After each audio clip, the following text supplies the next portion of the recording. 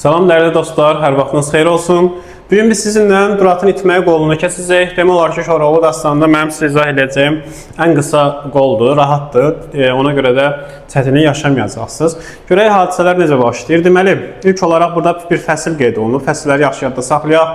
Bu qolumuzda hadisələr yaz fəslində baş verir və deməli Koroğlunun ilxısı Dürat da istərindən qarışıq otlayırdılar Çənlibel çəmənliklərində.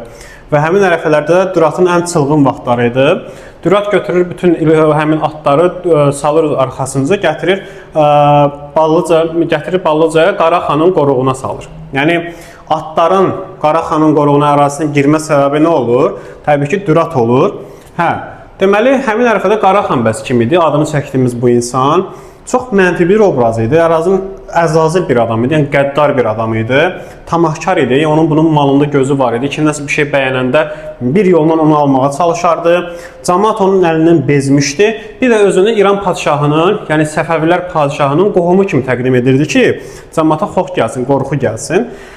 Deməli, həmin ərəfədə də bax, əsərdə qeyd olunan önəmli məqamlardan biri budur ki, Koroğlu Ələmqulu xanın yanından qayıdandan sonra hələ ki səfərə getməmişdir. Bu da önəmlidir. Həmin ərəfədə birdən-birə ilxıçı, hər hansı bir ilxıçı atların itmə xəbərini gəlib Koroğluya verir. Koroğlu birinci buna elə ciddi reaksiya vermir, amma öyrənəndə ki, Dürat da həmin atların içindədir, Koroğlu dəli olur, əsəbləşir, qəzəblənir və Dəli Mehtəri göndərir ki, get ilxını tap. Dəli Mehtəri bir neçə adam götürür, gedir ilxını axtarmağa. İndi burada Koroğlunun narahatlığını görənlər əsasən dəlilərlə nigar olur və onlar hər biri Koroğluya məsləhət verirlər. Sadəcə bunların məsləhətləri bənzir bir-birinə deyə biz tezdə qarışdırırıq bunları. Baxın, ay Koroğlu, niyə bu qədər cəza-fəza eləyirsən? İlxıdır, görəsən ağzı hayana düşüb çıxıb gedib, itməyəcək ki, harada olsa tapılacaq, qorxudan kimsən ilxına gözün ucu ilə baxa bilər. Bunu Koroğluya deyib təsəlli verən dəlilər olur.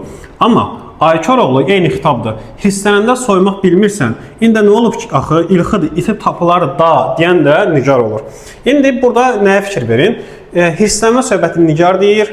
Sonra sonda tapılar da ədatını testdə görsünüz, bu cümlə nigara məxsusdur.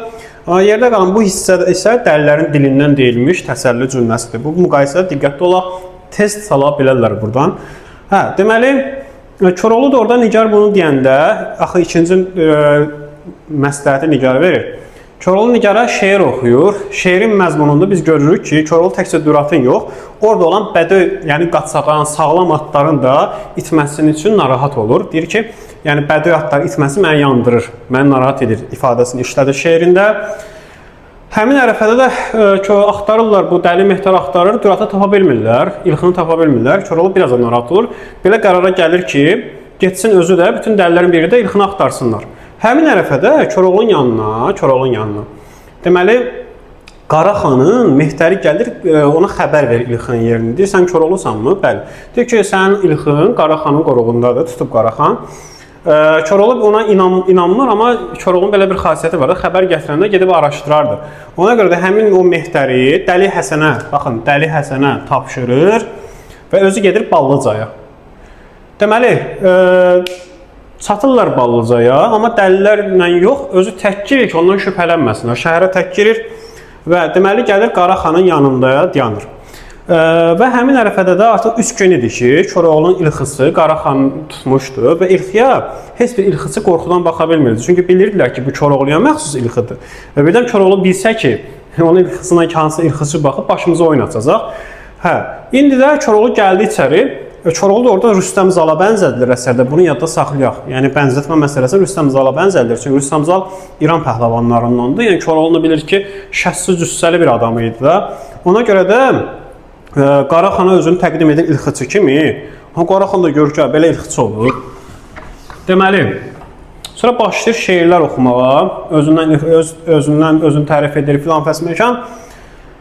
Əsərin son hissədə də aralarında başlayır dava, yəni Koroğlu artıq müharibəyə başlayır, Qaraxanla döyüşə başlayır orada, özünün təqdimatdan sonra və Qaraxan həmin yerdə öldürülür, Koroğlu ilxısını xilas edir, yəni əslən bu hissələr çox qısadır, testdə düşən ciddi məqamlar yoxdur burada deyə ümumi məzmun keçirəm. Ondan sonra qayıdır öz yurduna. Yurduna qayıdandan sonra o ki, Qaraxanın Mehtəri xəbər gətirmişdi Koroğluya ki, sən ilxın Qaraxan qoruğunu. Həmin o Mehtəri ilxıçıya at bağışlayır və testdə bu düşür. qılınc bağışlayır, ikinci məqam, bir də dəlilərinə qatır, üçüncü məqam. Deməli, ondan sonra da gəlir yurduna çatından sonra Nigar əlində badə, ondan soruşur ki, ay Koroğlu, Balıca səfərin necə keçib? Koroğlu da belə Balıca səfərin təfərrüatlarını danışır. Bir də bunun əsərimiz sonlanır. Yenə də deyirəm, bu əsərdə ciddi suallar düşmür bizim testlərimizə.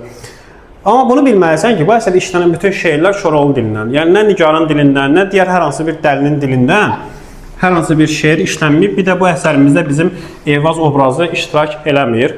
İştirak edən obrazlar daha çox adı çəkilən Dəli Mehtar obrazıdır. Nigarın adı çəkilib burada. Və bir şey bilməlisən, Qaraxanın xüsusiyyətləri testə düşə bilər. Qaraxanın hansısa bir xanın müqayisəsi verilə bilər, hansısa bir obrazın.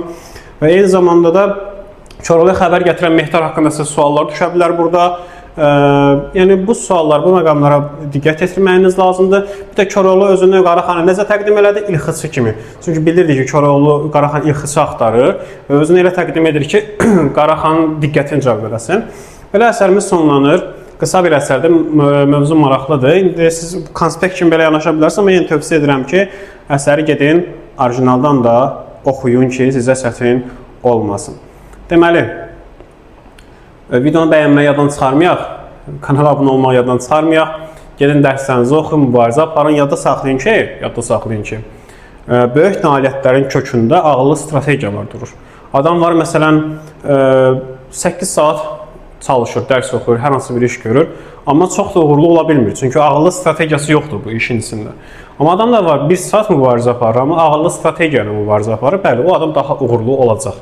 Ona görə mənim sizə tövsiyəm budur, gedin mübarizə aparın, amma ağıllı strategiyalar öz üçün seçin, ağıllı həmlələr eləyin. Təbii ki, belə olsa siz mütləq uğurlu olacaqsınız. Növbəti çəkilişlərdə görüşənədək özünüzə yaxşı baxın.